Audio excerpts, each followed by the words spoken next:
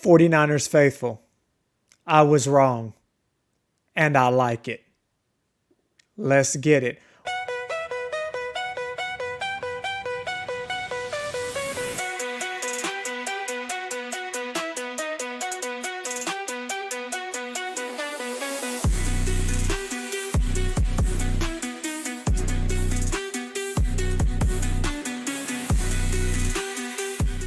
Welcome to the Cayman's Island podcast, where we talk all things San Francisco 49ers. I'm your host, David Cayman. Man, what an enormous win. I cannot express enough how significant this victory is for the San Francisco 49ers, beating the Los Angeles Rams 26-23 at SoFi Stadium. An epic fourth down conversion stymieing style. And we're going to get into all of that. First, wanted to say, guys, apologies for posting the video and giving my feedback on this one so late. The wife and I actually were in Orlando, Florida, visiting Universal Studios and that new theme park, Epic Universe. Man, that new park is crazy. If you guys get an opportunity to go check that out, some of the coolest rides I've ever experienced before. Actually, it was funny because missed a lot of that game because we were at that theme park, but definitely had an opportunity to witness the finish live. So that was quite awesome. So let's get into this thing. The Niners are now 4-1 and 3-0 in our division. And it's a big deal because I want to break down the good from the game and the not so good from the game. And I would say that overall, due to this win, the Niners brass might actually consider making some type of move to maybe help us out in some of the areas that we struggled. With that being said, you think about us being 4-1 and being undefeated in the division, and you look at the division and it breaks down as follows. You have, of course, the 49ers at 4-1, undefeated in the division, 3-0. You have Seattle now in second place with a 3-1 record. And we beat Seattle in Seattle to start the week out. And I have to be honest, guys, Seattle looks like a good football team. And I think they're going to continue to improve.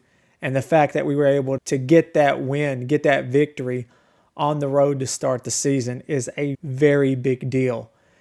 Now, this is what makes me smile. The Rams, the ones that were crowned before we even kicked off a football game this year to win the division, are sitting in third place at 3-2. And then you have the Cardinals at 2-2. I must say it's bittersweet. I definitely felt like we were going to lose just from the fact that the Rams are basically the least injured team in football, and the Niners are the most injured team in football. And we were playing with, you might as well say, a skeleton crew of players, so to speak, especially at the wide receiver position. Now, you look at how the Niners started this game with a 12-play drive, 87 yards, 4 minutes and 51 seconds time of possession. Their next scoring drive, 19 plays, 76 yards, 8 minutes, 15 seconds time of possession on that drive.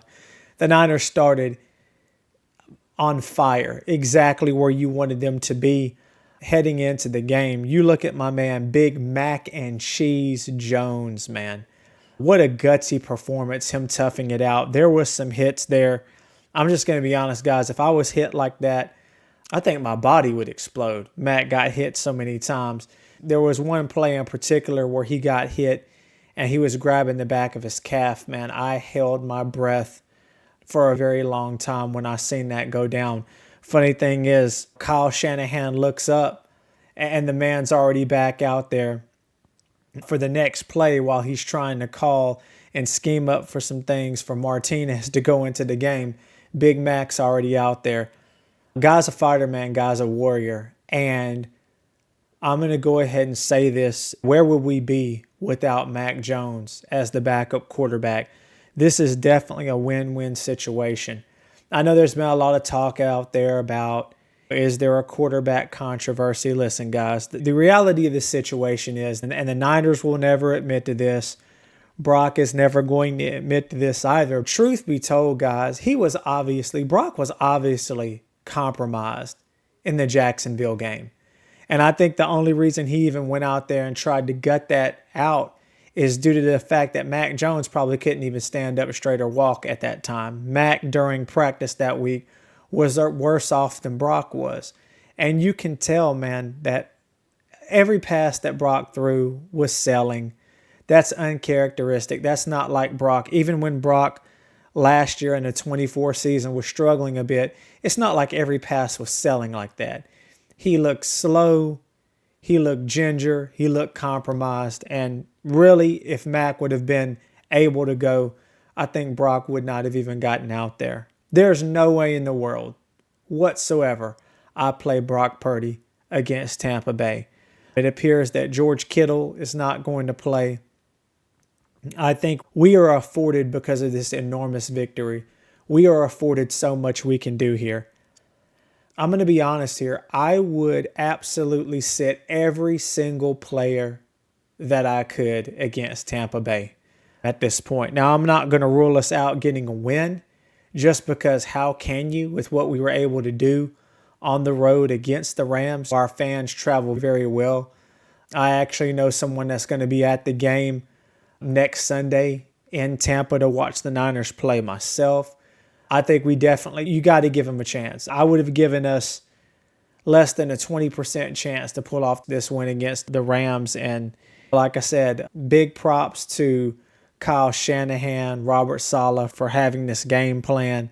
There were a lot of, I'm not going to say miracle plays, but favorable things that happened in this game that helped us essentially pull out this victory. So let's talk about a few of these things. Big Mac and Cheese, man, 33 of 49 for 342 yards. Wow. A 100.89 passer rating.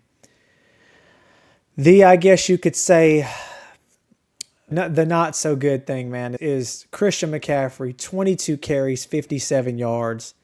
Brian Robinson, 5 carries for 12 yards. That's 2.6 yards per carry for CMC. That's 2 yards per carry for Brian Robinson. Guys, here's the deal. We can't run the football. By now, I think we would have figured it out. I just had a feeling that this was going to be the game where, even though we lost, we were able to get the running game going and win the time of possession battle. That didn't happen. We just absolutely cannot run the ball. And look, there were times where I saw shifty CMC out there, right? I'm not sitting here and saying that Christian McCaffrey doesn't look like 2023 Offensive Player of the Year Christian McCaffrey, but he had, to me, a little bit more pep in his step in this game. Guys, we have a line problem. And that's just absolutely what it is. I'm thinking that we are not going to figure this thing out and see some very positive results until we get George Kittle back, because he can block on both sides. And I feel like that's going to be paramount. Thought I'd never say this, but I'm looking forward to Ben Bartch getting back here soon. I feel like right now, this first half of the season, this is who the Niners are. It's a team who struggles to run the ball. Christian McCaffrey, in pure 2025 Christian McCaffrey stats, had 8 receptions for 82 yards and a touchdown. Jake Tonjes, man, what a way to step up, man. 7 grabs, 41 yards, and a touchdown. Very big deal. On defense, I felt like our rookies got picked on a bit. I feel like Upton Stout, Marquise Siegel, they got picked on a bit, but they also made some big plays in this game. They truly did.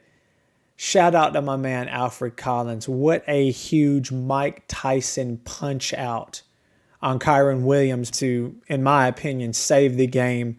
I know we ultimately punted and they tied the game up, but without that punch out, you never know what happens. We could have driven down the field and scored, but it would have been very difficult. Big money, Dinero Pinero, 4 for 4 on his field goals, kicking a 59-yarder. I didn't even know he had that leg. That ball looked like it would have hit from 62, 63. that has to boost that man's morale and confidence.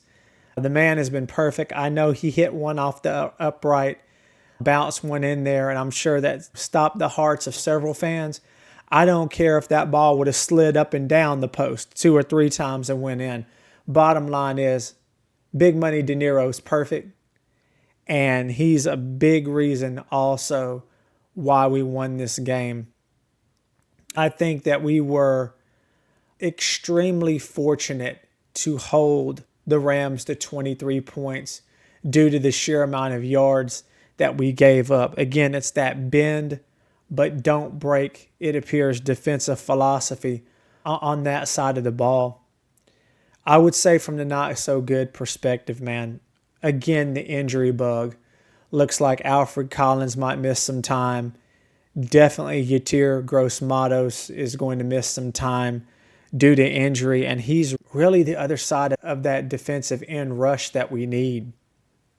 I think if there was a very positive takeaway from this game, at this point, guys, we're playing with house money.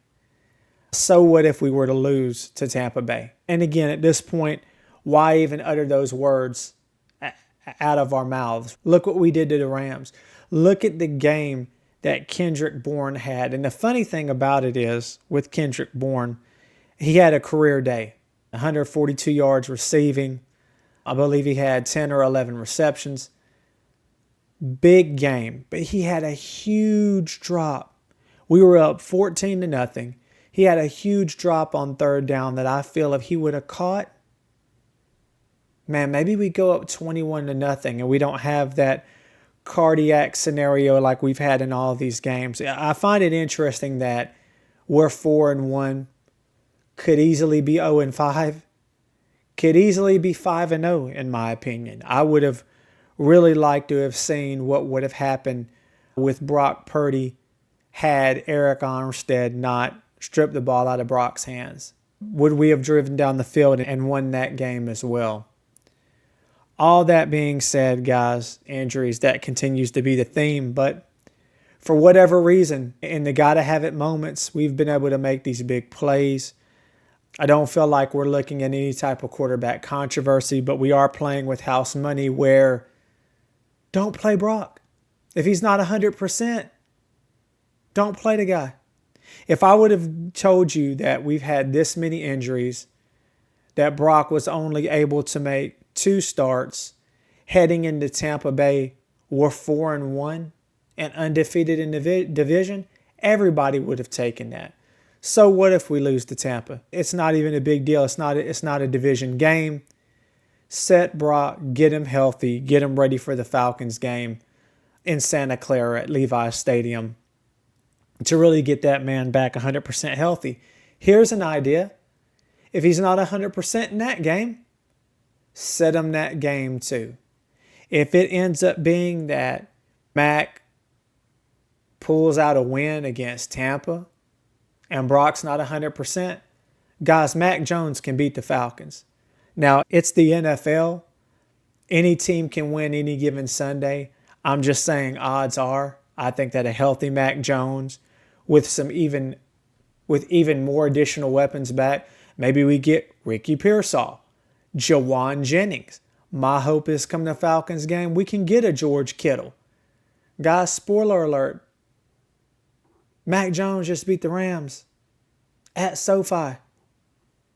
With those extra weapons, man, maybe we get Malik Mustafa back come the Falcons game. Guys, we might mess around here and get healthy at the right time. If we can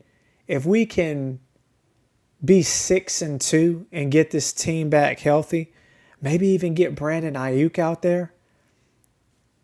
Guys, the sky's the limit. Sincerely, with at least our postseason status. I really think at this point in the game, if we can start getting some of our players back healthy, we can make the playoffs, possibly even win this division, and who knows what we can do with the healthy football team.